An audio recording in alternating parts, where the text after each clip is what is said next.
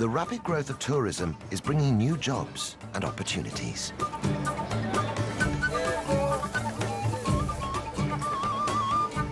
At Forodani Night Market in central Stone Town, stall holders are getting ready to vie for business. As the sun goes down, the air is filled with the tempting aromas of skewered fish and fresh kebabs.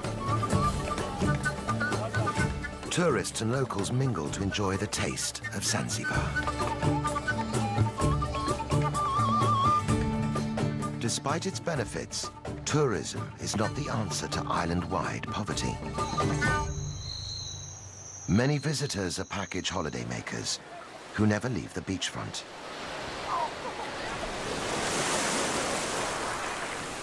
Very little of the money spent inside the big resorts ever reaches local Zanzibaris.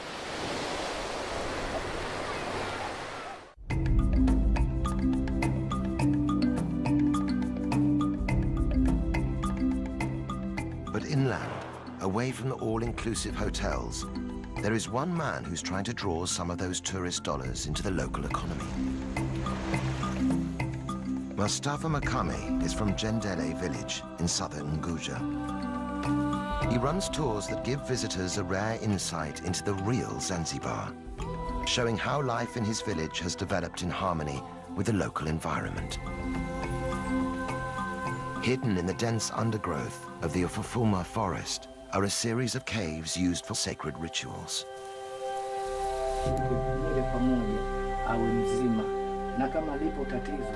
Mustafa thinks they could be the key to attracting visitors. Tourists can have the chance to meet the witch doctor and see how he works.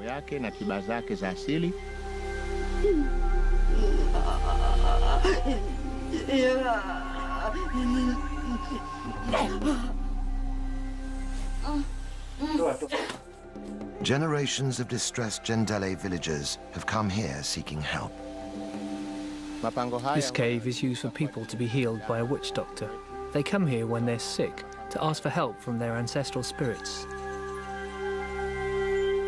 Left behind at many of the caves are small adornments and gifts, offerings to appease the demanding Shaitani.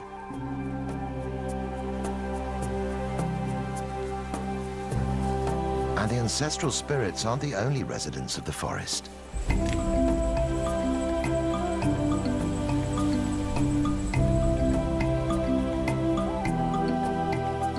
Visitors to Ufufuma can also see one of Africa's rarest inhabitants.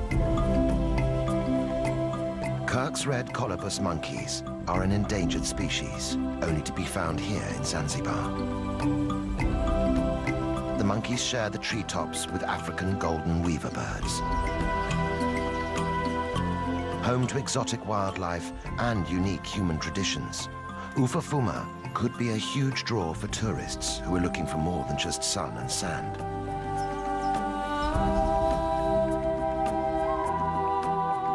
Already, Mustafa's scheme is generating vital income and bringing real improvements to life in his village.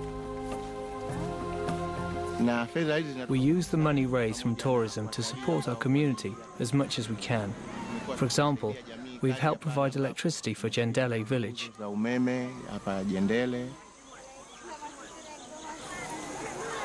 Money has also been used to supply the village school with books and pencils. These free provisions can make all the difference as local families weigh up the benefits of education for their children. But even though the income they bring is valuable, visitor numbers to the forest are still disappointingly small. The truth is that right now, we're only getting maybe 20 to 25 tourists in a whole year. We just don't have the ability to advertise outside of Zanzibar. To really get his tours off the ground, Mustafa needs the support of the major players in Zanzibar's tourism industry. We would like the big hoteliers to send us guests, and in turn our community will become well known in our country. One day, we hope, we'll get many more tourists to come.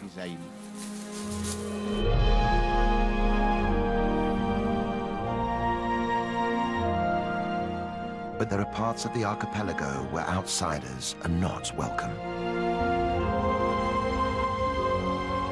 Just 2 kilometers off the coast of Nguja is an island which has turned its face away from the world.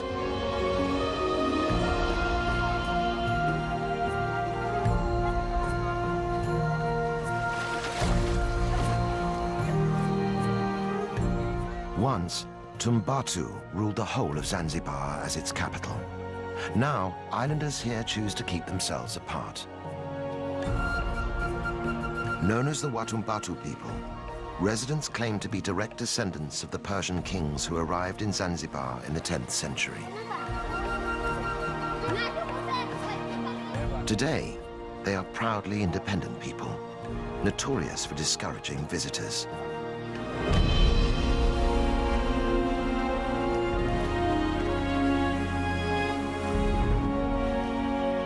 For Suleiman Mohammed Haji, being a native of Tumbatu defines his way of life. Every day, he goes out in his Ngalawa, or Swahili canoe, to fish for a living. Suleiman attributes his sailing skills to his distant ancestors who arrived in great dhows from the Middle East.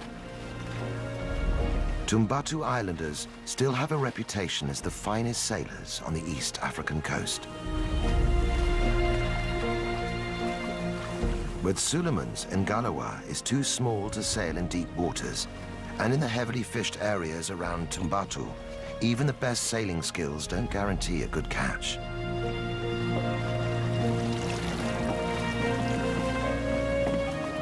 Sometimes Suleiman goes home empty-handed. It's the sea that keeps my life going. If I don't catch anything, I have no other means. I don't have any other way to make a living. With a large family to support, Suleiman is under daily pressure to provide. I have 3 wives. These days, my first and eldest wife helps on the farmland. My second and third wives are doing the housework. They also look after the young children. And Suleiman's situation isn't unusual. Jongoe is one of the island's 2 villages and home to 4,000 people. Islanders live from hand to mouth. There's no paid employment. Life is tough, but villagers are united by a deep pride in their culture and history. At the heart of their island legacy is faith.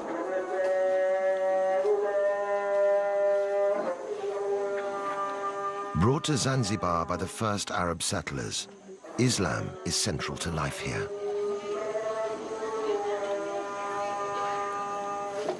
Watumbatu people are devout Muslims.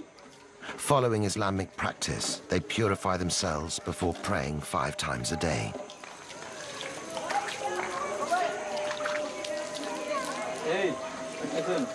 Gender roles are strict, and even prayer is segregated. While men attend the mosque, women must worship in private. Village chief Mwadini Makami is determined to keep out the modern influences he sees damaging other parts of the country. Across Zanzibar today, whenever you hear of misconduct or misbehaving, there's never a person from Tumbatu involved. This is because we are following our religion and culture. As chief, Mwadini believes it's his responsibility to protect Tumbatu's cultural integrity. For him, the key to doing that is to discourage tourism.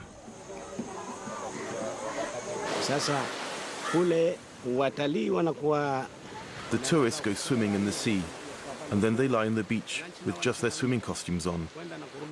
Eventually, you see the villagers mimicking their behavior, and that's why I'm afraid of tourism.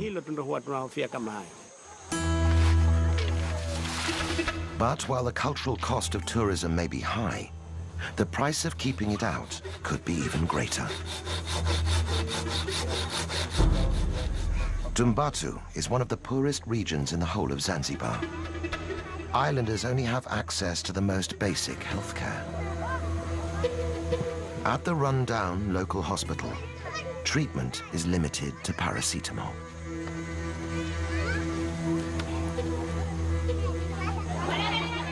The isolation of Tumbatu is both its strength and its weakness. Soon, islanders will have to decide if the cost of maintaining it is simply too high.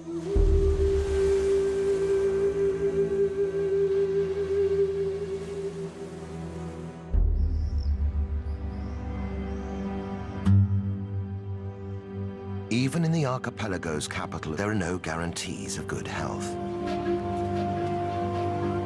Here, the barriers are physical as well as cultural. 1/3 of Zanzibaris have no direct access to clean running water. Some can collect supplies from community standpipes, but getting it home can be a challenge.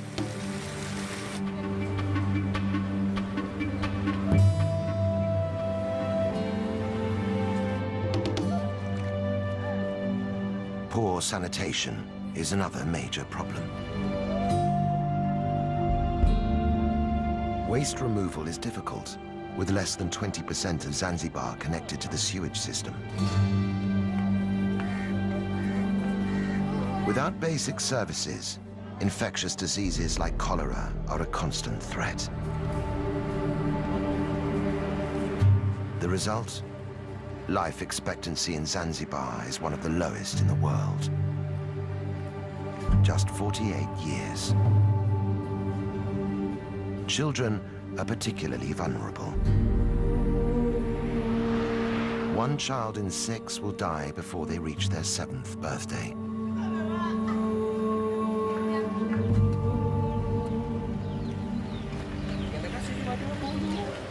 In the southeastern corner of Unguja, a small team of people is trying to improve the odds for Zanzibar's children.